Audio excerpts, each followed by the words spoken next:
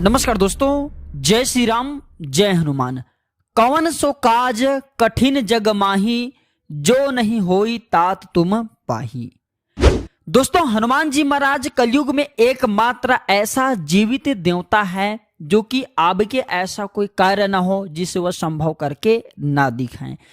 इसलिए कलयुग में सबसे ज्यादा हनुमान जी महाराज की पूजा होती है। अगर आप गांव में हैं, कस्बों में हैं, कहीं भी रहिए, आप जरूर देखना, आपको शिवालय बहुत कम मिलेंगे, आपको राम जी के मंदिर बहुत कम मिलेंगे, यहां तक कि कोई भी देवी देवता हैं उनका भी मंदिर आपको बहुत कम मिलेंगे। लेकिन प्रभु हनुमान जी महाराज कलयुग में एकमात्र ऐसा जीवित देवता है जिसके मंदिर आपको हर गांव में, हर मोहल्ले में, हर कस्बे में, आप कहीं से भी रहते हो, बिल्कुल ही देखने को मिल जाते हैं। इससे भी प्रमाण होता है कि कलयुग में हनुमान जी महाराज अति तीव्र रूप में साक्षात हैं। बिल्कुल ही ये भी कहा जाता है प्रभु राम ने हनुमान जी महाराज को कलयुग में अपने भक्तों के कल्याण के लिए, राम भक्तों के कल्याण के लिए, इस समाज में रहने के लिए कहा। हनुमान जी महाराज दृश्य रूप में, अदृश्य रूप में आज भी हमारे बीच में रहते हैं, लेकिन हमें पता नहीं है।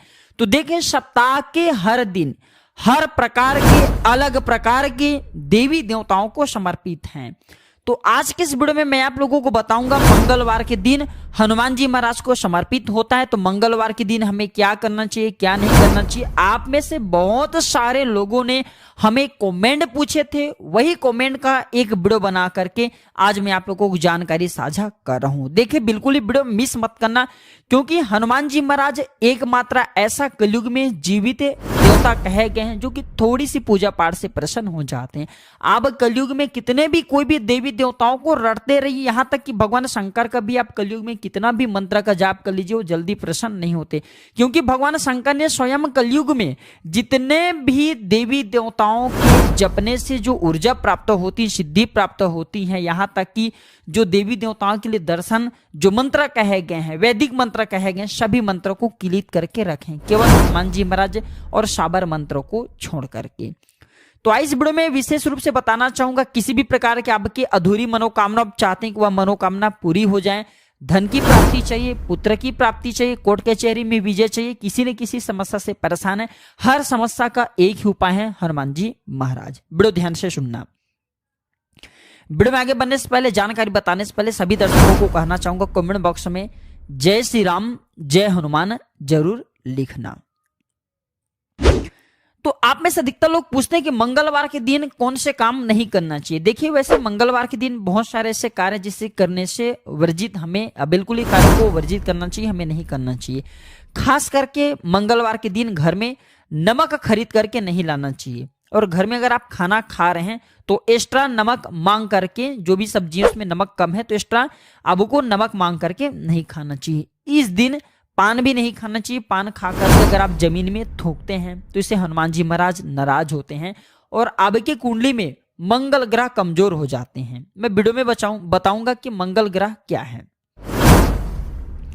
इसके बाद इस वीडियो में जानते हैं मंगलवार को क्या नहीं खरीदना चाहिए। तो मंगलवार को आपको लोहे नहीं खरीदना चाहिए। अगर आप लोहे खरीदते हैं तो आपको आर्थिक समस्या का सामना करना पड़ सकता है। और मंगलवार के दिन कर्जे भी नहीं लेना चाहिए। अगर मंगलवार के दिन कर्जे लेते हैं तो फिर इसे चुकाने में काफी कष्ट होता है, बिल्कुल ही आप चुका भी नहीं पाएंगे, वो कर्जे बिल्कुल ही बढ़ता जाता है। तो ध्यान रखिएगा, कभी भी किसी से कर्जे लेना है तो मंगलवार के दिन आपको कर्जे नहीं लेने हैं। आप में से बहुत सारे लोगों ने बहुत ही सुंदर प्रश्न किए कि मंगलवार के दिन हनुमान जी महाराज को कैसे प्रसन्न करें। तो हनुमान जी महाराज को प्रसन्न करने का बहुत ही साधारण सा तरीका है, वह है मंगलवार के दिन हनुमान जी महाराज को आप जो है श्री राम लिखे ध्वजा चढ़ा दीजिए और हनुमान चालीसा का पाठ करें। कोई भी आपकी बड़ी से बड़ी मनोकामना हो, इस उपाय के बाद बड़ी से बड़ी मनोकामना की पूर्ति हो जाते हैं और हनुमान जी महाराज प्रसन्न हो जाते हैं। आप में से बहुत सारे लोग हमें कमेंट करके पूछ रहे थे कि गुरुजी ये बताइए हनुमान जी महाराज को खाने में क्या पसंद है, हम कौन सी हनुमान जी महाराज को चीज चढ़ाएं। तो देखिए दर्शकों, हनुमान जी महाराज को 3 तरह के लड्डू पसंद हैं। एक जो है केसरिया बूंदी, जो बूंदी का लड्डू होता है केसरिया कलर का, वो बहुत पसंद है हनुमान जी महाराज को। दूसरा जो बेसन के लड्डू होता है वो बहुत पसंद है।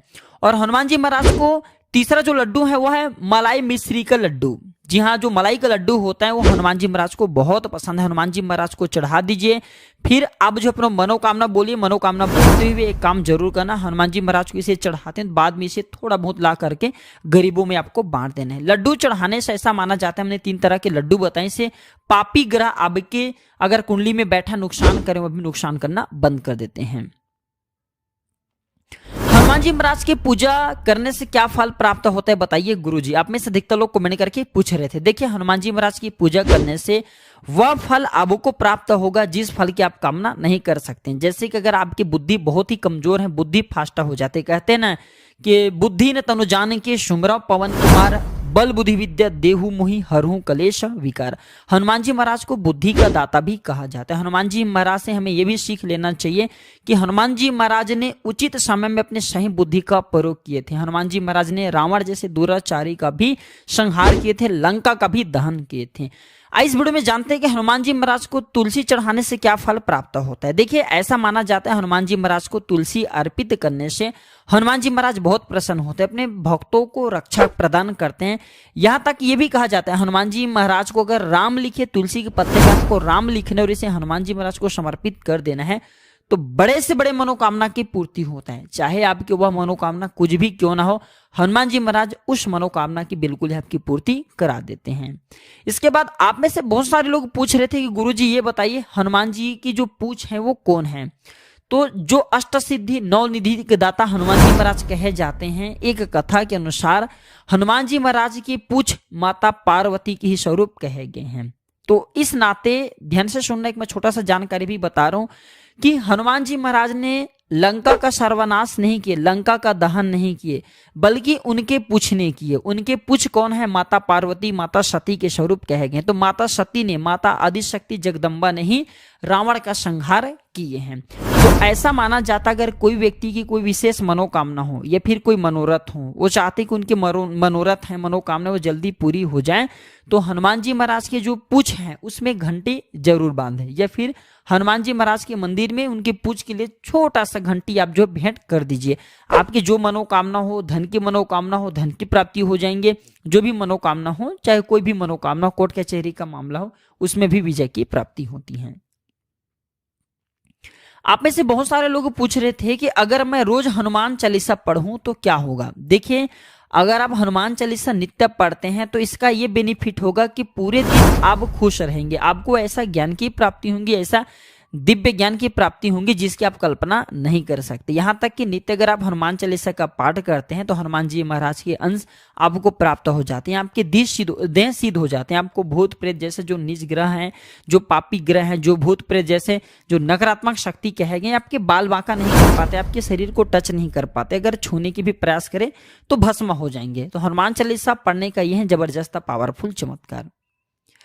आप में से बहुत सारे लोग ये भी पूछ रहे थे कि हनुमान चालीसा पढ़ते समय उबासी क्यों आते हैं। देखिए, अगर आप हनुमान चालीसा पढ़ते हैं तो सर्वप्रथम ये ध्यान रखिए कि आपके शरीर में कुछ न कुछ पाप शक्तियां विद्यमान होती, क्योंकि यह कली काल है, कलयुग कहे गए हैं। तो हमारे शरीर में जो गंदे विचार होते हैं, जो बुरी शक्तियां होती हैं, या फिर जो मन में पाप विचार होती हैं, अगर हनुमान चालीसा पढ़ते हैं, पाठ करते हैं, तो ये उबासी के रूप में शरीर से बाहर निकलती हैं। बिल्कुल, आप जो भी पाठ करिए, पूजा करिए, पूजा करते समय भी उबासी आती है। क्यों आती हैं? क्योंकि नकारात्मक चीज है हमारे शरीर से, हमारे देह से बाहर निकलती है। ये घबराने वाली कोई बात नहीं है। हनुमान चालीसा किसके लिए अच्छा है? तो तन और मन, अगर आप दोनों की शुद्धता करना चाहते हैं और ज्ञान की बिल्कुल ही गहराई में जाना चाहते हैं तो हनुमान चालीसा आपके लिए बहुत ही अच्छे हैं। हनुमान जी महाराज को कौन सा फूल पसंद है बताइए गुरुजी करके आप में से बहुत सारे लोग कमेंट करके पूछ रहे थे। तो एक पौराणिक मान्यता के अनुसार, कथा के अनुसार, हनुमान जी महाराज को लाल कलर की पुष्प बहुत प्रिय हैं। लेकिन यह भी कहा जाता है हनुमान जी महाराज को गेंदा और लाल गुलाब की पुष्प बहुत प्रिय है। अगर हनुमान जी महाराज को प्रसन्न करना चाहते हैं तो गेंदा की पुष्प की माला बना करके हनुमान जी महाराज को चढ़ाइए। हनुमान जी महाराज के फोटो घर के कौन सी दिशा में लगाना चाहिए? तो पौराणिक कथा के अनुसार भगवान हनुमान जी महाराज का प्रभाव दक्षिण दिशा में सबसे ज्यादा होता है। अगर आपके घर का वास्तु बहुत ही खराब है तो आप इसे दक्षिण दिशा में लगाइए।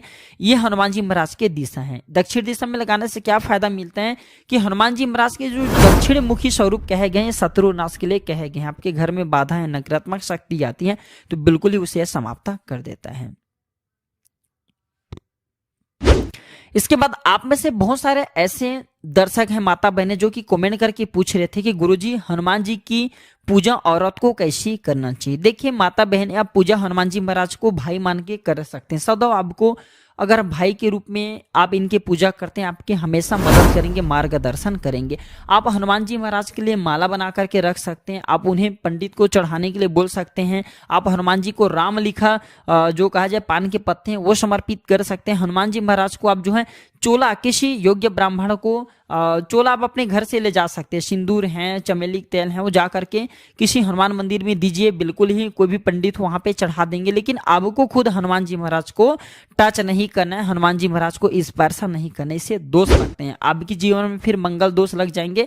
यहाँ तक कि ये भी माना जाता है हनुमान जी महाराज के अगर कोई माता बहनें उनके जो मूर्ति उन्हें टच कर देते हैं, स्पर्श कर देते हैं, तो हनुमान जी महाराज बहुत क्रोध हो जाते हैं। फिर ऐसे माता बहनें के जीवन में फिर तबाह ला देते हैं, अर्थात इनके जो पति हैं बहुत बीमार पड़ जाते हैं, उनके जीवन में बर्बादी आ जाती है, कष्ट आ जाती हैं। तो इस बात का विशेष ध्यान रखें।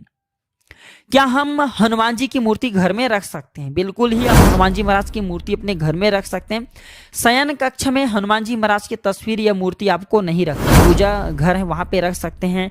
और जहाँ पे शौचालय है, फिर बाथरूम है, जहाँ पे आप हनुमान जी महाराज की मूर्ति रखना चाहते हैं वहां पे शौचालय और बाथरूम नहीं होना चाहिए, इस बात का विशेष ध्यान रखना, अन्यथा हनुमान जी महाराज बहुत ही जल्दी रुष्ट होते हैं।